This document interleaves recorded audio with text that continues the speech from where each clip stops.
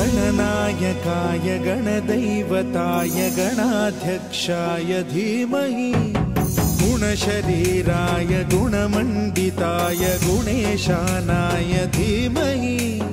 गुणातीताय गुणाधीशाय गुणप्रविष्टाय धीमहि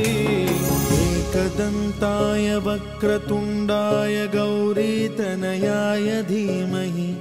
गजेशानाय भालचन्द्राय श्रीगणेशाय धीमहि